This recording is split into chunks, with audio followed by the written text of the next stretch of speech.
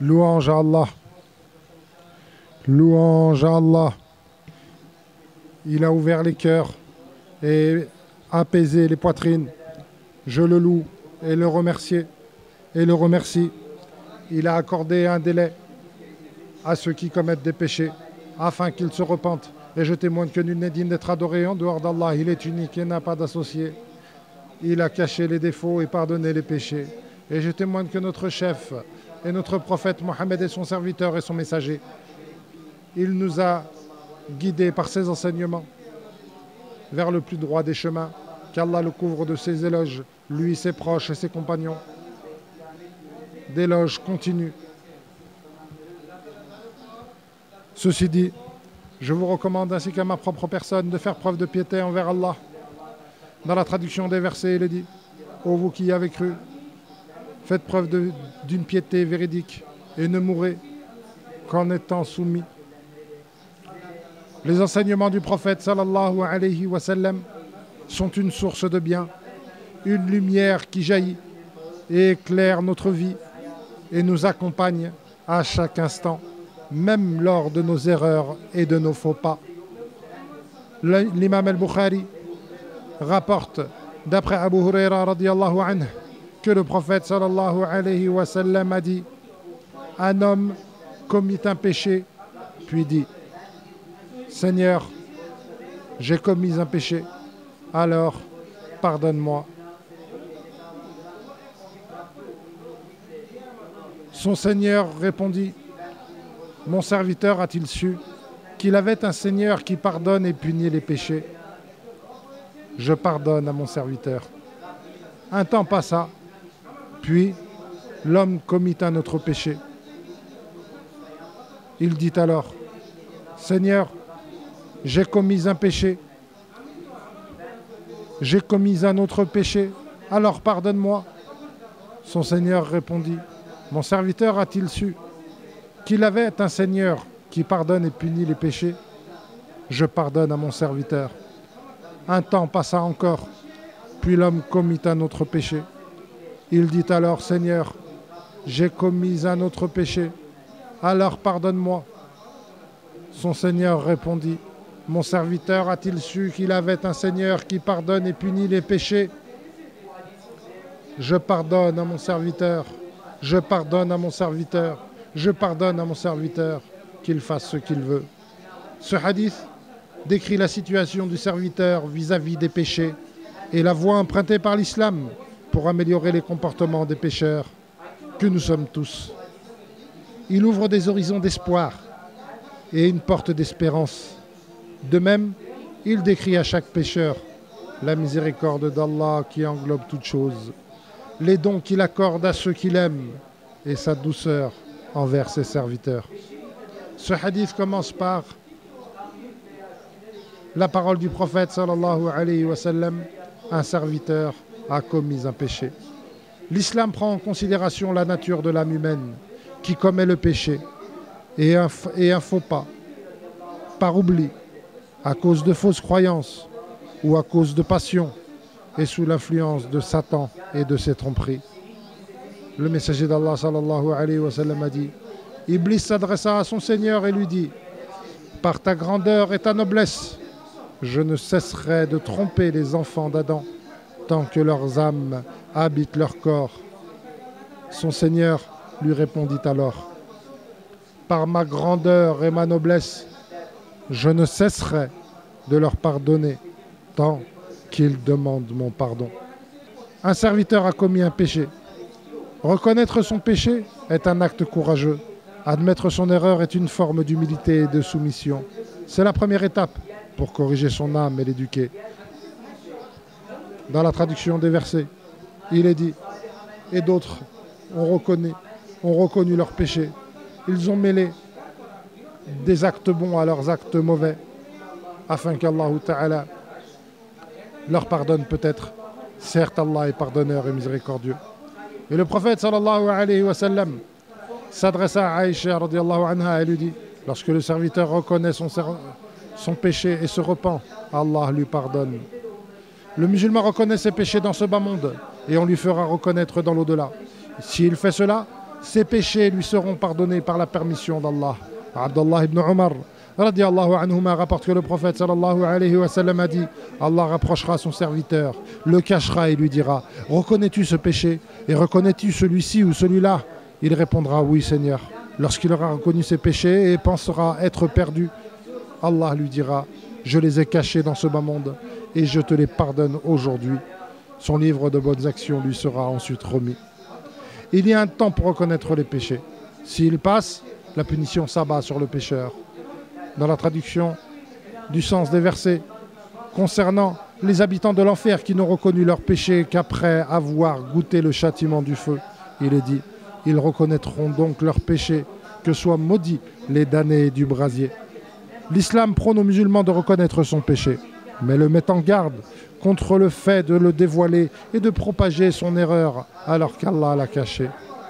Le messager d'Allah sallallahu alayhi wa sallam a dit: tous les gens de ma communauté obtiendront le pardon de leurs péchés, sauf ceux qui les rendent publics.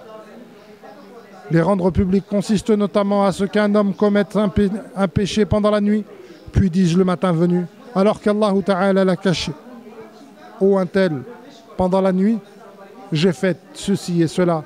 Allah l'avait caché pendant la nuit, mais lui se dévoile le matin venu. L'un des bienfaits d'Allah est de cacher les défauts et de préserver les réputations.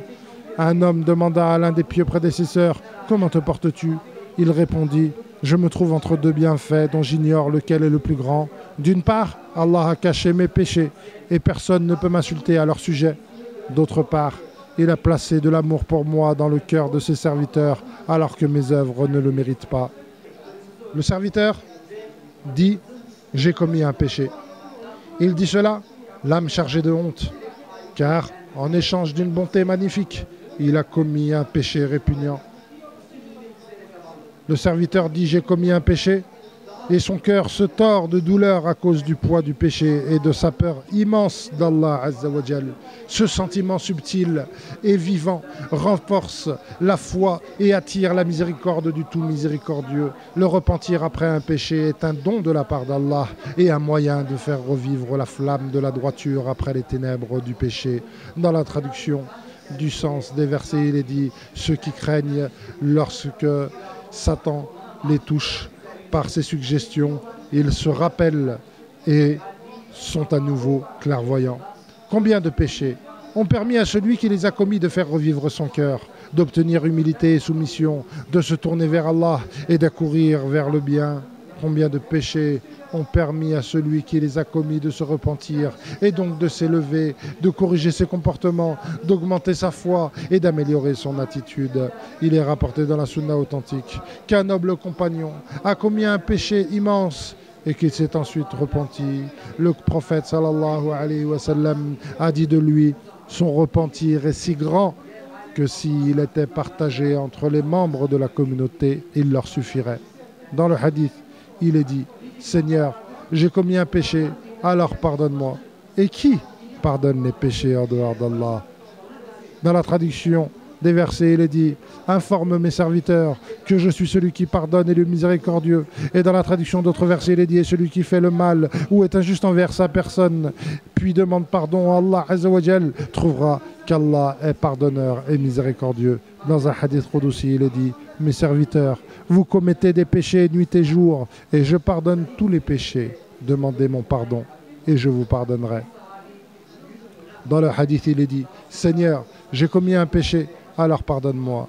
Implorer le pardon d'Allah est le chemin emprunté par les prophètes, et la conduite des pieux, c'est le remède contre les maux. Il corrige l'âme en la débarrassant de ses défauts et en l'embellissant. C'est une lumière qui fait disparaître les péchés, guérit les cœurs malades et renforce les cœurs affaiblis par les péchés.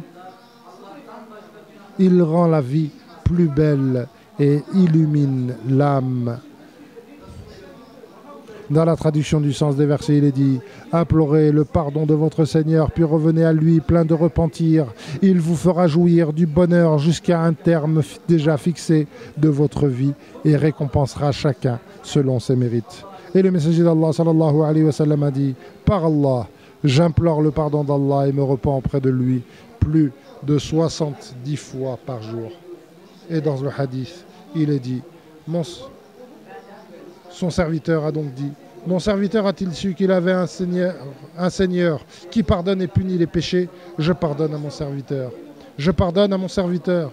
Une parole qui vient comme un soulagement, qui soigne les cœurs effrayés et déverse l'apaisement dans les âmes apeurées. Une parole par laquelle Allah purifie ton cœur, embellit, par laquelle Allah purifie ton corps, embellit ton cœur, t'accorde une vie heureuse, efface tes péchés, épanouit ton âme et allège le fardeau qui écrasait ton dos. J'ai pardonné à mon serviteur. C'est un bénéfice, comme tient celui qui connaît son Seigneur et se tourne vers lui, qui a craint son Créateur et s'est donc réfugié auprès de lui et a laissé couler ses larmes pour se rapprocher de lui. Je pardonne à mon serviteur. Une parole qui motive les croyants, raffermit leur volonté de s'empresser pour obtenir le pardon et profiter de l'occasion pour se réfugier auprès d'Allah. En effet, les péchés ont un Seigneur clément et miséricordieux pour les effacer et un Seigneur doux pour les pardonner. Celui qui, par l'insouciance, ne demande pas le pardon après ses péchés ou ne s'empresse pas de se repentir, doit sortir son cœur de sa torpeur et surveiller sa foi. En effet, c'est là le signe que sa conscience de ses péchés est en train de mourir. Dans la traduction des versets, il est dit « Et ne soyez pas comme ceux qui ont oublié Allah, il les a fait s'oublier eux-mêmes. Et ce sont les dépravés. Le plus grand malheur est que l'homme oublie, qu'il sombre dans l'oubli.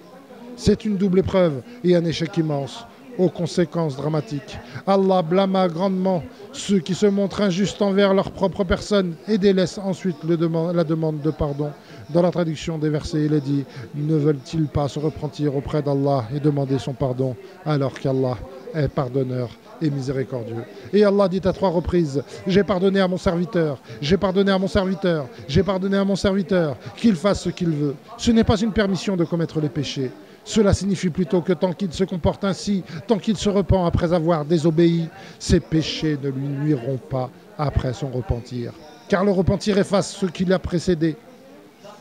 Mais l'homme doit prendre garde à l'obéissance. Il est certain d'avoir commis un péché, mais il n'est pas certain d'obtenir le pardon. Il se peut qu'il ne se repente pas. Il est obligatoire de prendre garde au péché. Combien de péchés pervertissent les cœurs, causent la colère du Seigneur, obscurcissent le chemin à suivre, entraînent le châtiment, font disparaître la bénédiction et dévier la saine nature et détruisent des familles. Ne pas donner d'importance au péché est condamnable et exagérer la condamnation du pécheur mène au désespoir.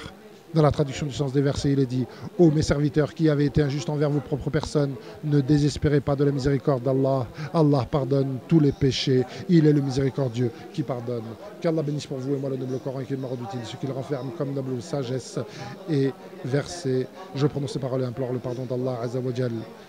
Pour vous et pour moi, implorez donc son pardon. Il est le miséricordieux et le pardonneur.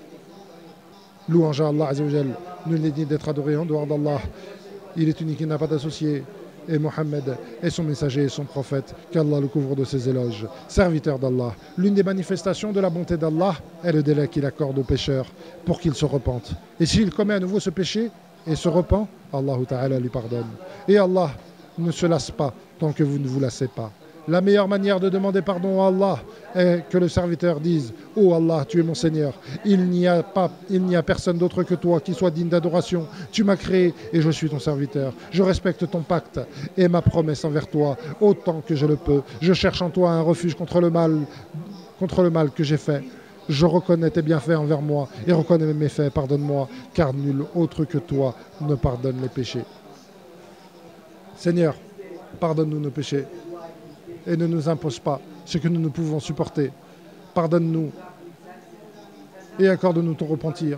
Tu es notre Seigneur. Accorde-nous la victoire contre les mécréants. À toi la royauté tout entière. À toi la louange tout entière. Tu es digne de louange. Seigneur, pardonne-nous nos péchés passés, tous nos péchés passés, et préserve-nous à l'avenir. Et accorde-nous de bonnes œuvres qui nous permettront d'obtenir ta satisfaction. Seigneur, nous te demandons le paradis et ce qui en rapproche, et de nous faciliter les œuvres qui en rapprochent. Et nous te demandons de nous préserver de l'enfer et des œuvres qui en rapprochent.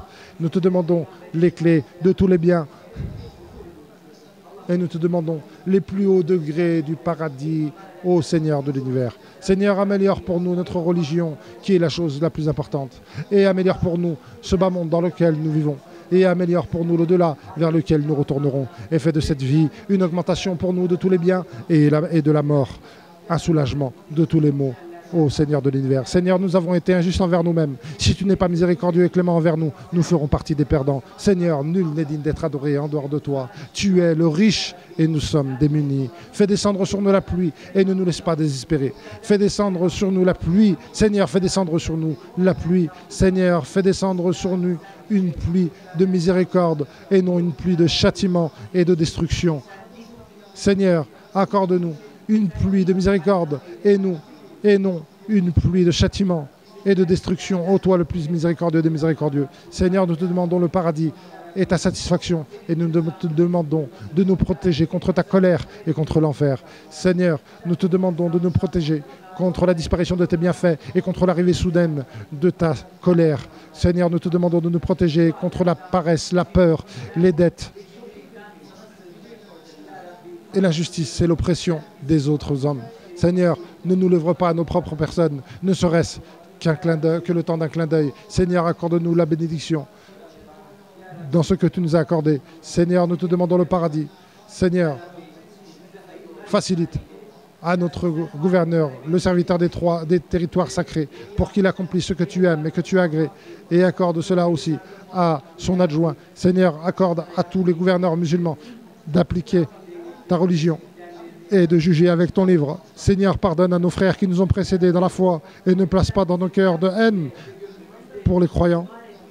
Seigneur, donne-nous le bien dans ce bas monde et le bien dans l'au-delà et préserve-nous de le châtiment de l'au-delà. Seigneur, couvre notre prophète Mohammed de tes éloges ainsi que ses proches comme tu l'as fait pour Ibrahim et ses proches. Tu es certes noble et digne de louange. Seigneur, couvre notre prophète Mohammed de tes bénédictions ainsi que ses proches comme tu l'as fait pour Ibrahim et ses proches. Tu es certes noble et digne de louange.